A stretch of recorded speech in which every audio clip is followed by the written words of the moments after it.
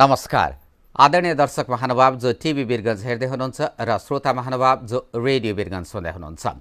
हामी विभिन्न समय सान्दर्भिक विषयवस्तुको उठान गर्दै आएका छौँ र खास गरी सर्वाधिक महत्त्वपूर्ण सेक्टर भनेको स्वास्थ्य सेक्टरलाई पनि मानिन्छ, यानी हेल्थ सेक्टर।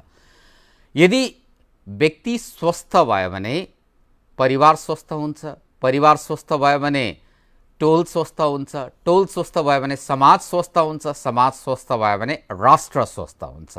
तसर्थ पनि एक व्यक्तिको स्वास्थ्य पुरै राष्ट्रको स्वास्थ्यसँग गाँसिएको छ, जोडिएको छ, एक प्रकारको चेन कनेक्सन स्थापित छ।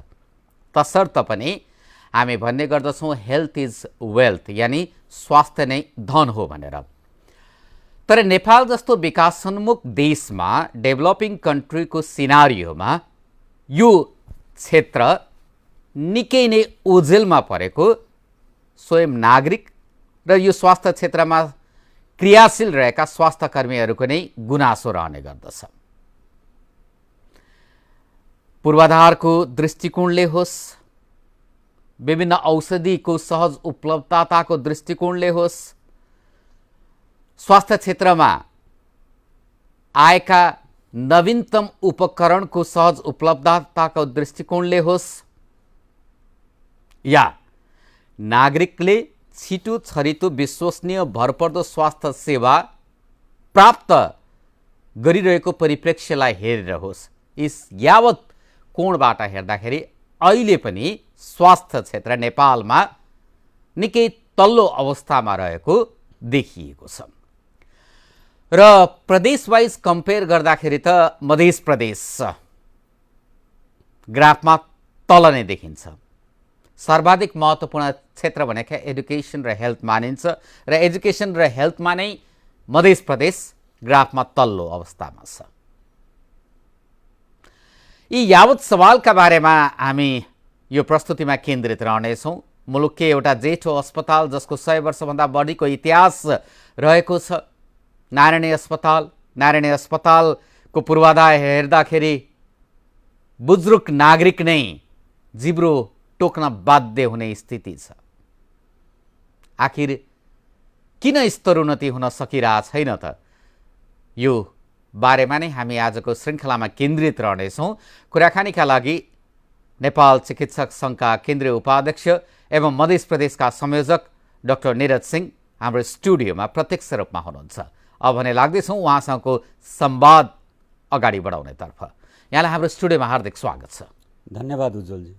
अब दैनिक रूपमा पेसेन्टहरूको ट्रिटमेन्टमा सक्रिय रहँदै आउनु भएको छ, नयाँ नयाँ सिनारियो पनि, र अब नीतिगत तहमा पनि यहाँ हुनुहुन्छ, चिकित्सक सङ्घको केन्द्रीय उपाध्यक्ष हुनुहुन्छ, यो मधेसको त संयोजक समेत हुनुहुन्छ, नीतिगत तहमा पनि हुनुहुन्छ, एउटा ट्रिटमेन्टको पाटोमा पनि हुनुहुन्छ। दुवै पाटोलाई हेर्नुपर्ने भयो होइन? जहाँ सरकारले नीति तह निर्माण गरिरहेछ त्यसमा आफ्नो सजेसन दिनु पर्यो, चित्त बुझेको कुरा छैन भने आफ्नो ओपिनियन व्यक्त गर्नु पर्यो। यो दुईटै कुरालाई चाहिँ कसरी सँगसँगै लग्दै हुनुहुन्छ त यहाँले?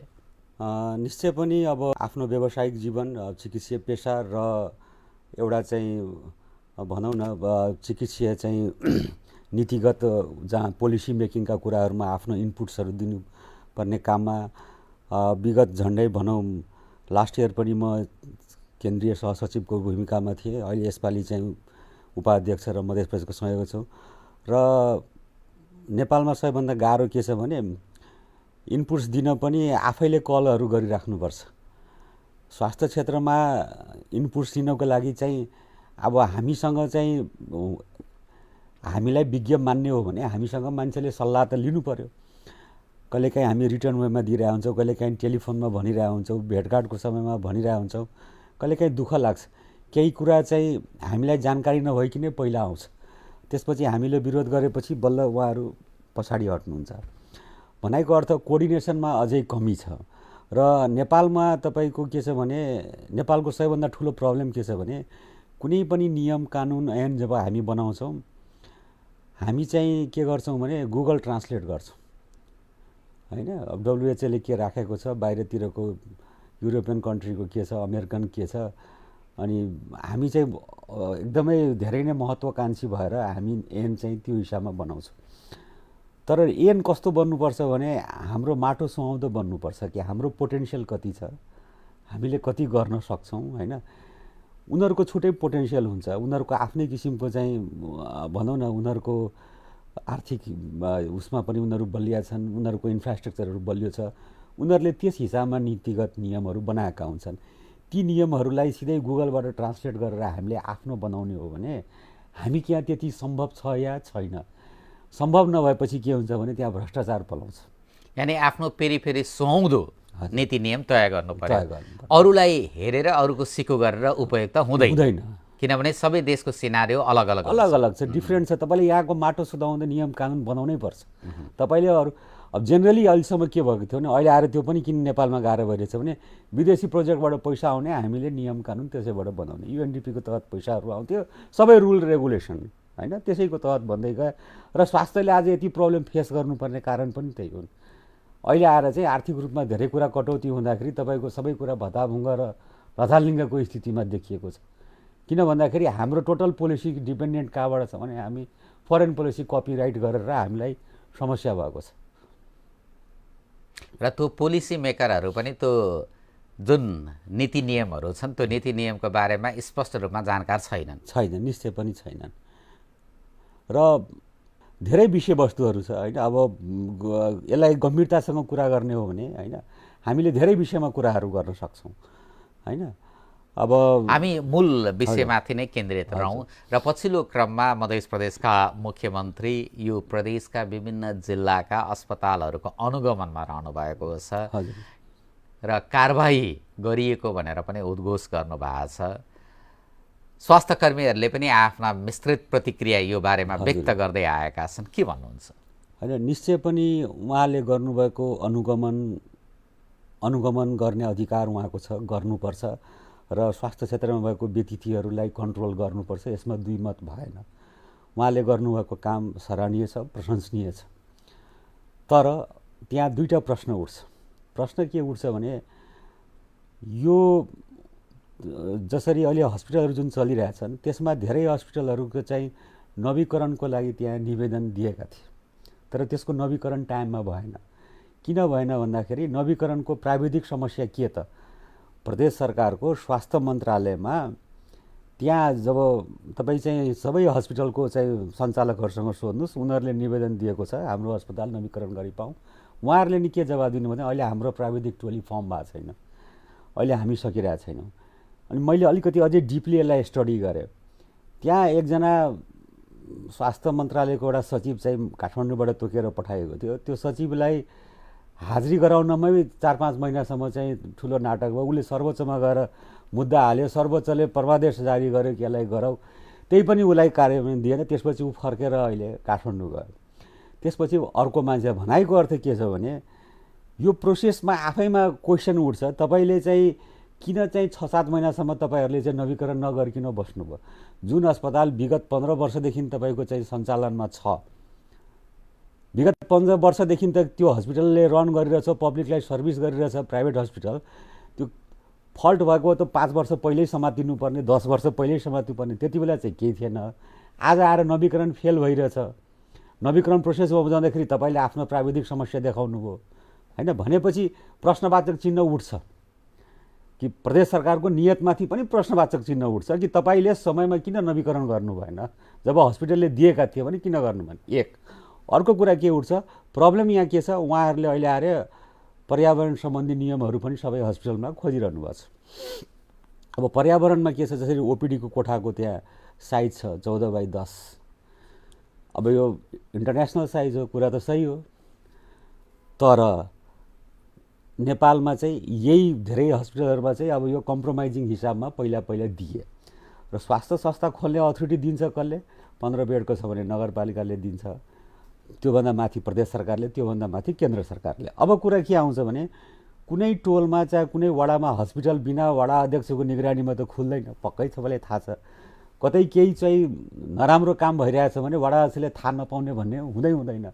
तपाईँले यत्रो वर्ष संरक्षण गरेर राख्नुभयो भने यो राजनीतिको गल्ती हो।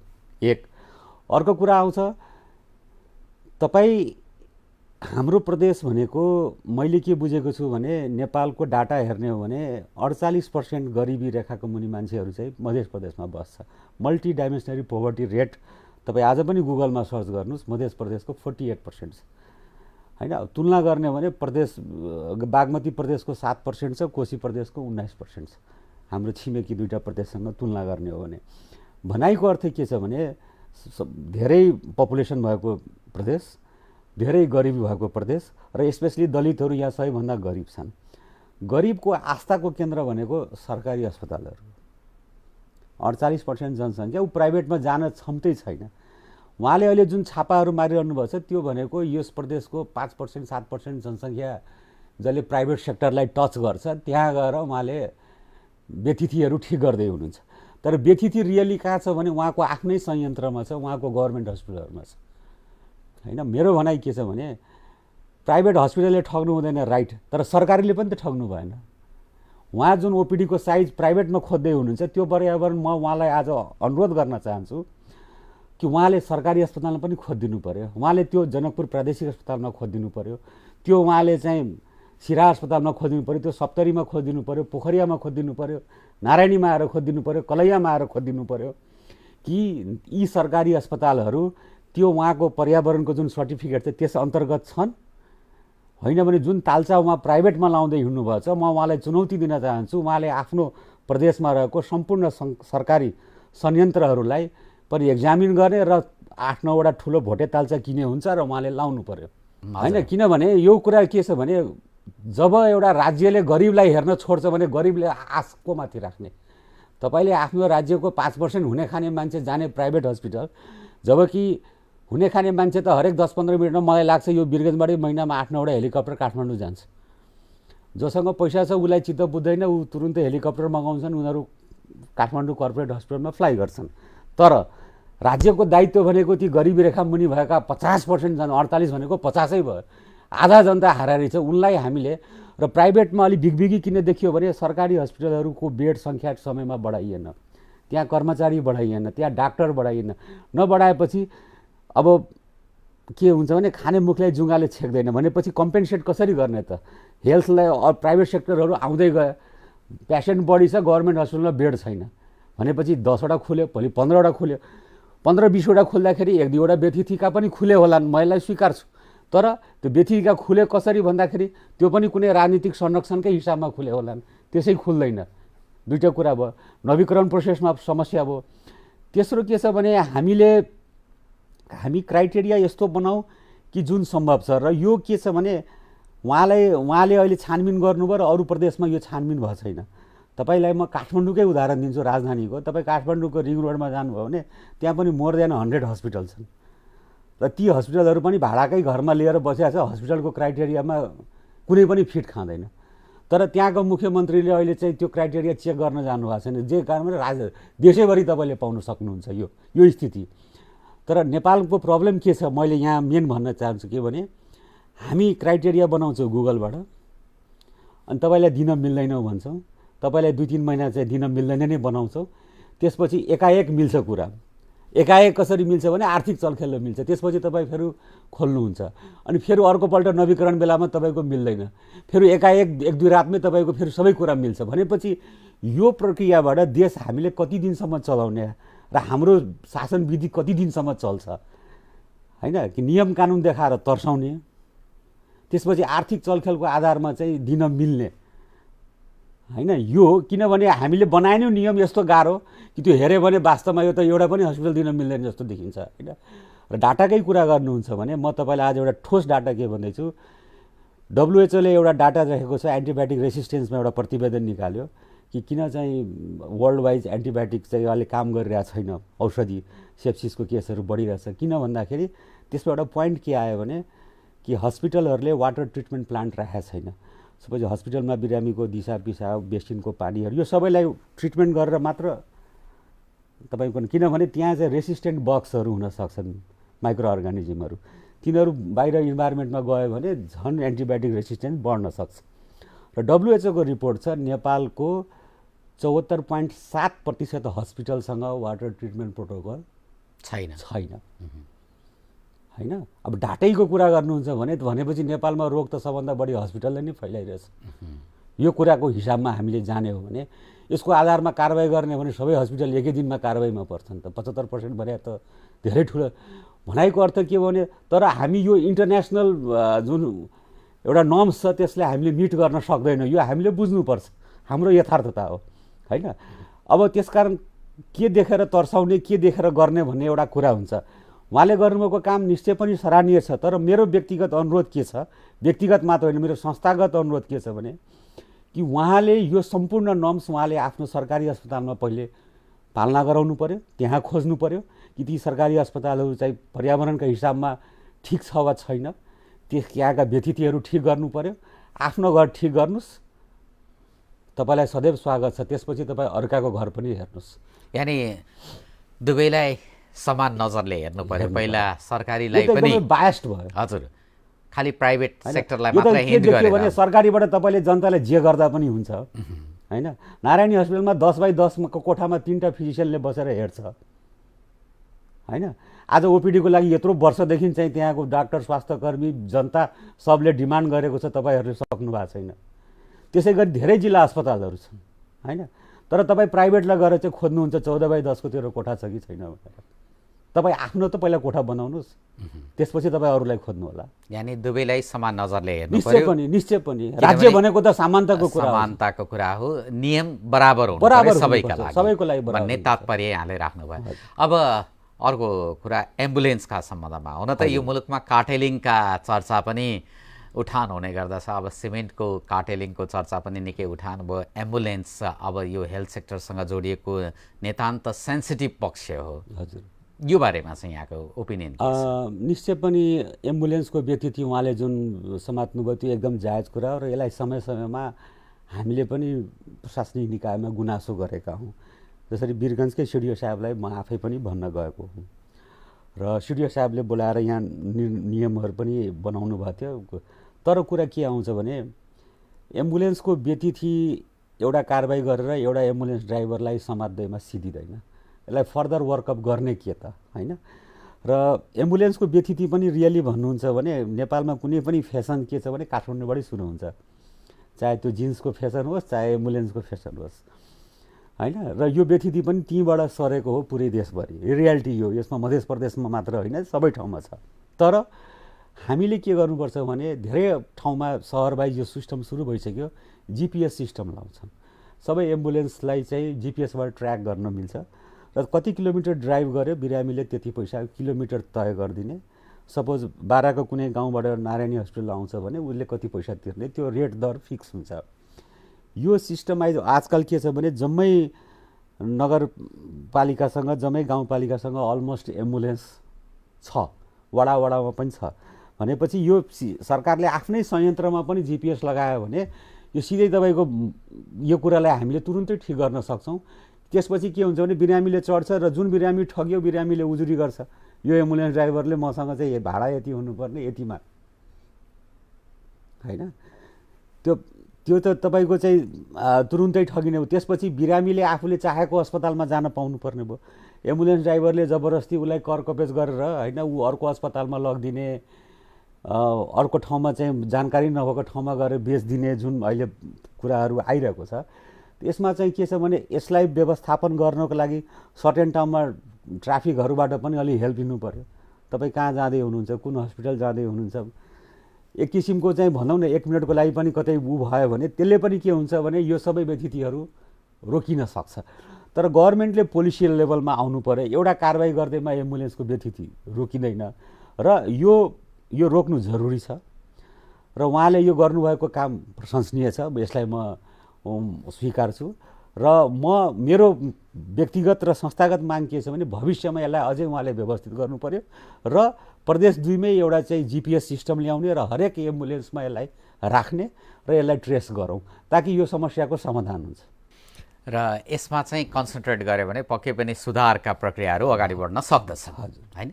अब 1 महिनाको अवधिमा चाहिँ सर्वोच्चका 2 ठुला फैसला सार्वजनिक भए, नारायणी अस्पतालको सन्दर्भमा र वीरगन्जको मेन रोडको सन्दर्भमा पनि। जुन एउटा बाधा अड्काउ थियो त्यो बाधा अड्काउ फुकेर चाहिँ त्यो प्रक्रिया अगाडि बढाउन मिल्ने भनेर पनि सार्वजनिक भयो होइन।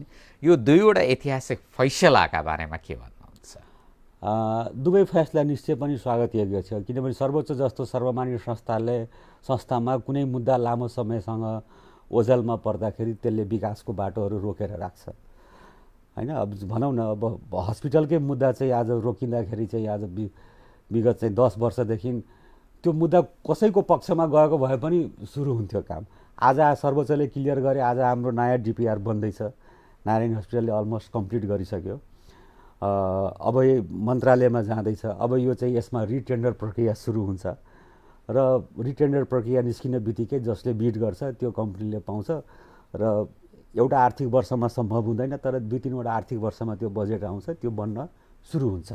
अलमोस्ट यसको गृह कार्य भइरहेको छ र हस्पिटलले आफ्नो मास्टर प्लान पनि बनाएर कि अब चाहिँ एकातर्फ चाहिँ जसरी रोडको दुवैतर्फ हस्पिटल छ, एकातर्फ हस्पिटल एरिया, एकातर्फ प्रशासनिक बिल्डिङ, रेजिडेन्स क्वार्टरहरू यतातिर राख्ने र हस्पिटललाई सिस्टेमिक बनाउने एउटा चाहिँ मास्टर प्लान र डिपिआर त्यसको बनाइसकेको छ र अगाडि त्यो काममा बढिसकेको छ। तर यही काम 8 वर्ष अगाडि भएको भए यो विकास काम 8 वर्ष अगाडि हुन सक्थ्यो होला। अहिले पनि यो पेपरमै छ भन्न सुरु भएको छैन, तर यति गृह कार्य गर्न पनि हामी 8 वर्ष चाहिँ अड्किनु पर्यो, किनभने सम्मानित सर्वोच्चमा चाहिँ यो मुद्दा थियो। त्यसै गरी वीरगञ्जका घरहरू हेर्नुहुन्छ भने मलाई लाग्छ ती मेन रोडमा सबै सक्षम घर भयो, तर घर नरङेर सबैको घर हेर्नुहोस् अहिले त्यहाँ पेन्ट पनि छैन, त्यहाँ पिपलको पातहरू सबै उम्रिसक्यो। मान्छेले चाहिँ उनीहरूलाई थाहा छैन कि अब कहिले कसैले 5 मिटरको हल्ला गरेको छ, कहिले कसैले 10 को गरेको छ, कसैले 15 को गरेको छ। अनिलग्रस्त अवस्था, अनिलग्रस्तमा छ। खल्तीमा पैसा हुँदा हुँदा पनि आफ्नो घर रङ्ग्ने अवस्थामा उनीहरू छैनन् कि कतिसम्म भाँच्नुपर्ने हो, कतिसम्म तोड्नुपर्ने हो, कसरी रिपेयर गर्नुपर्ने हो। अब तपाईँले अब यो कहाँ छ त भनेपछि सर्वोच्चमा छ भने सम्मानित सर्वोच्चमा भएको कुरामा कसैले अभिव्यक्ति पनि दिन मिल्दैन। तर आज उहाँले चाहिँ क्लियर गरेपछि के भयो भने अब निश्चय पनि 6 महिनाभित्र केही न केही एउटा कन्सेस त बन्छ होइन, यति चाहिँ यो रोड तोड्नै पर्छ। त्यसपछि के छ भने मान्छेले आफ्नो घर ठिक गरेपछि बजारको सौन्दर्यीकरण बढ्ने भयो, मान्छेहरूको यो एउटा टेन्सन हट्ने भयो, अरू नयाँ व्यवसायमा लाग्छन्, अरू नयाँ काममा एउटा कन्क्लुजन क्लियर भइसकेपछि चाहिँ त्यो बाधा अड्काउ फुक्छ भन्ने पक्कै पनि यो एउटा क्लियर ओपिनियन सार्वजनिक भइसकेपछि सबै आफ्नो काममा निर्धक्कसँग लाग्ने त्यो अवसर सिर्जना हुन्छ होइन।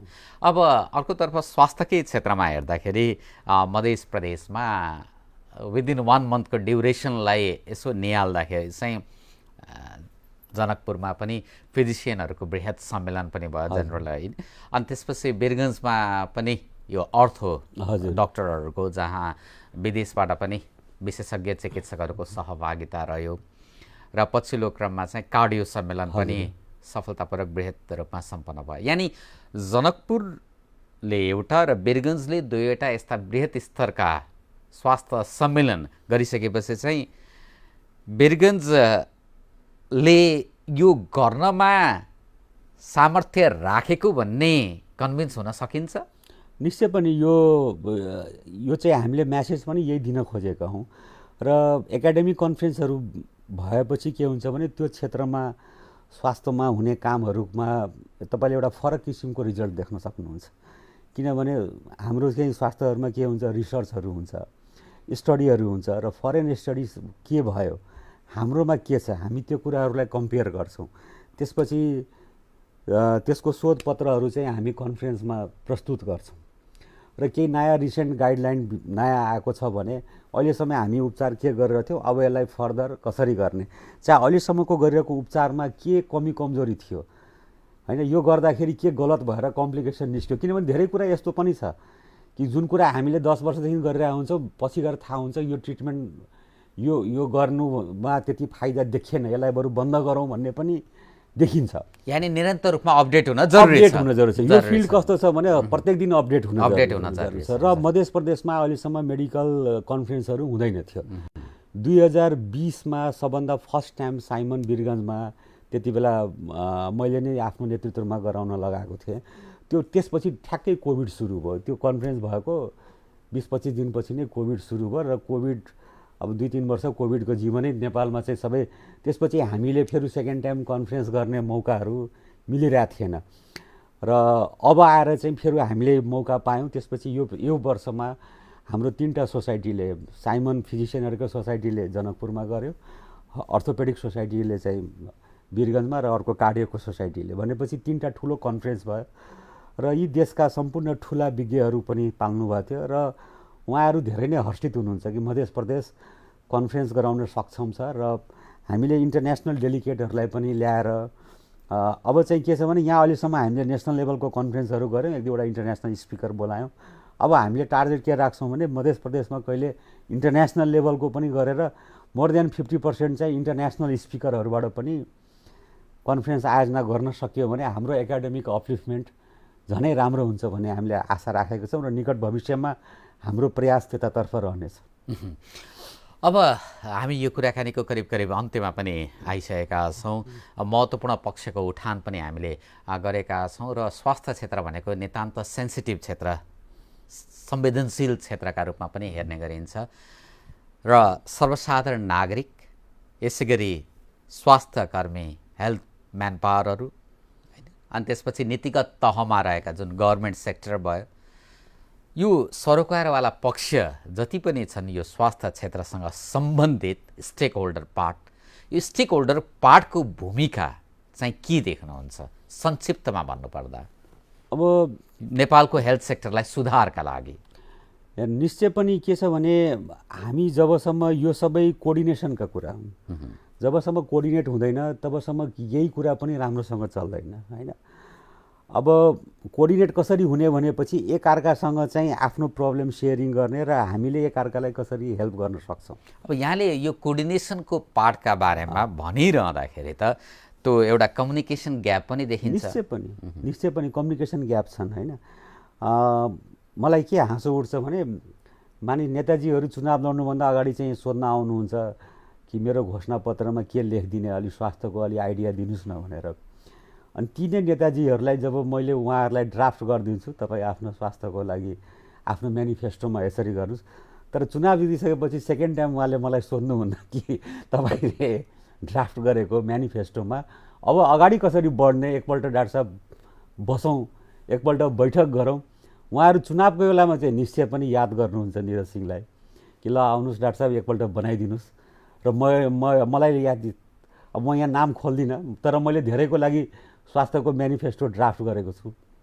तर मलाई दुःख के लाग्छ भने जितिसकेपछि उहाँहरूले मलाई सम्झिनु चाहिँ भएको छैन। अब आफ्नो काम बनिसकेपछि त्यो अभोइड गर्ने, डिनाइ गर्ने प्रवृत्ति निरन्तर कायम छ। र यसले दुःख लाग्छ कि जुन मान्छेले चाहिँ यति सिरियसली इलेक्सन अगाडि चाहिँ मलाई बोलायो, मलाई चाहिँ इम्पोर्टेन्स दियो, ल तपाईँ एउटा ड्राफ्ट गरिदिनु, मैले आफ्नो केही भिजन राखेँ भनेपछि मेरो पनि इच्छा छ नि कि मैले बनाएको भिजनमा आउन त मिलेर अलि काम गरौँ, केही रिजल्ट देखियोस् भनेर।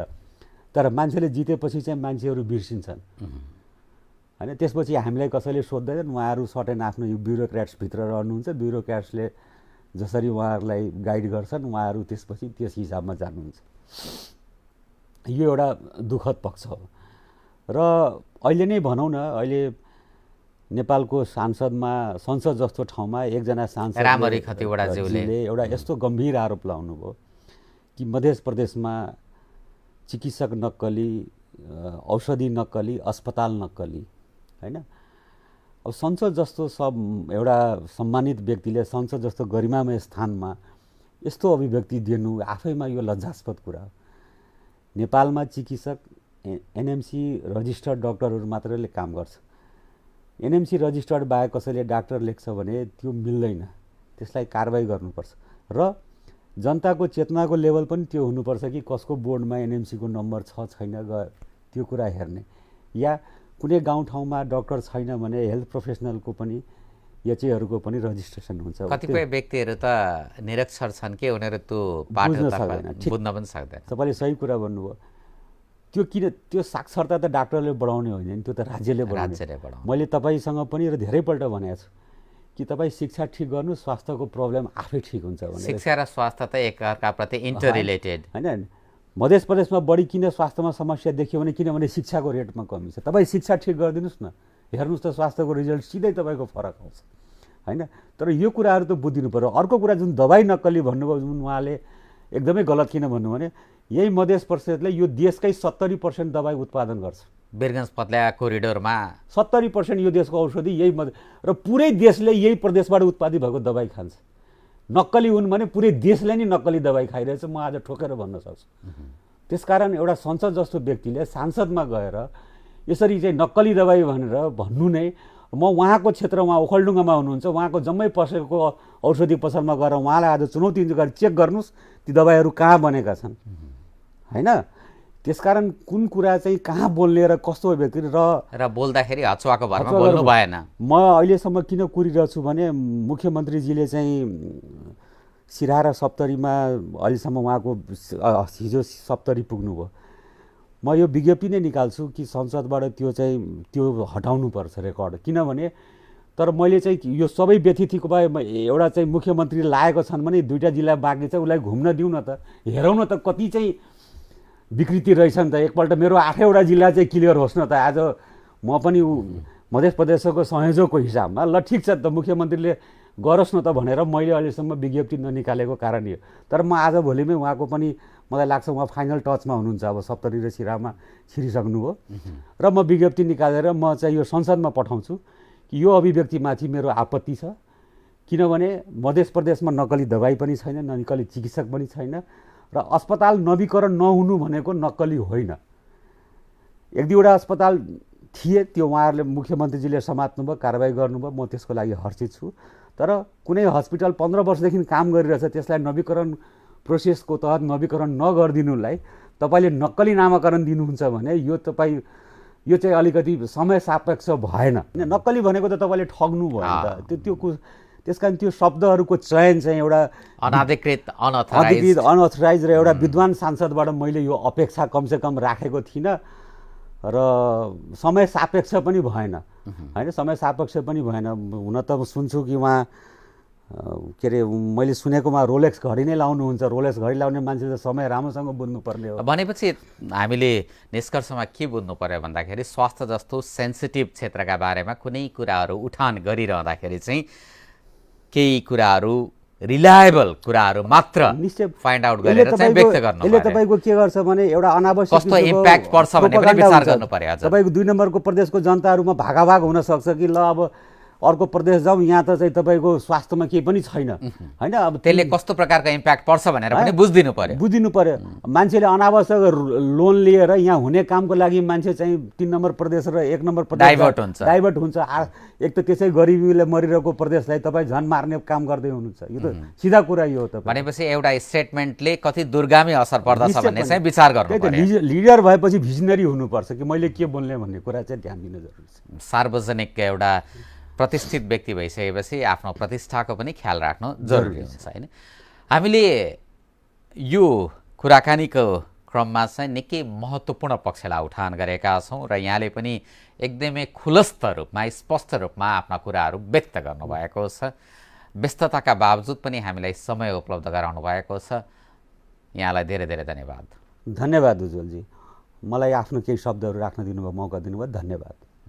आदरणीय दर्शक महानुभाव जो टिभी वीरगञ्ज हेर्दै हुनुहुन्छ र श्रोता महानुभाव जो रेडियो वीरगञ्ज सुन्दै हुनुहुन्छ र खास गरी यतिखेर युथहरू पनि यो प्रस्तुतिलाई हेर्दै हुनुहुन्छ र युथहरू भनेका रूपान्तरणका स्रोत हुन् भनेर पनि हामी भन्ने गर्दछौँ, ट्रान्सफर्मेसनका सोर्स हुन् भनेर। Youths are the source of transformation भनेर हामी भन्ने गर्छौँ। तसर्थ यो संवादको माध्यमबाट नेपालको स्वास्थ्य क्षेत्रका विकृति विसङ्गतिलाई पनि युथहरूले मनन गर्नुभएको छ र यदि भोलि पर्सि यहाँहरूले पनि अपर्च्युनिटी प्राप्त गर्नुभयो स्वास्थ्य क्षेत्रमा काम गर्ने भन्ने सम्बन्धमा भने के कस्ता विकृतिलाई न्यूनीकरण गर्न आवश्यक छ र सुधारका प्रक्रिया कसरी अवलम्बन गर्नुपर्छ भन्नेतर्फ पनि आफूले ध्यान केन्द्रित गर्न नितान्त जरुरी देखिएको छ र हामीले सदैव मनन गर्नुपर्ने हुन्छ कि स्वास्थ्य नै धन हो, health is wealth and health is regarded at the most sensitive factor भनेर पनि हामीले बुझ्नुपर्ने हुन्छ र यही कुरालाई मनन गरौँ, आफू स्वस्थ रहौँ र परिवारका कनिष्ठ सदस्यहरूले ज्येष्ठ सदस्यहरूको पनि स्वास्थ्यको ख्याल राखौँ। यो ख्याल राखिदिनु हो भने परिवारमा पनि हाँसी खुसीको एउटा माहौल बन्दछ, एन्भाइरोमेन्ट क्रिएट हुन्छ, टोल छिमेकीसँग पनि एकदमै स्वस्थ तरिकाले संवाद गर्न सकिन्छ, रिलेसन पनि हेल्दी कायम हुन्छ र जब हेल्दी रिलेसन हुन्छ तब हाम्रो जीवन पद्धति नै स्वस्थ हुन पर्दछ। तसर्थ स्वास्थ्यमा नै ख्याल राखौँ भन्ने निवेदनका साथमा क्र्यु मेम्बरलाई धन्यवाद दिँदै कार्यक्रम सञ्चालक म उज्जवल पनि यहाँहरू माझबाट बिदा हुन चाहन्छु। हवस् त, नमस्कार।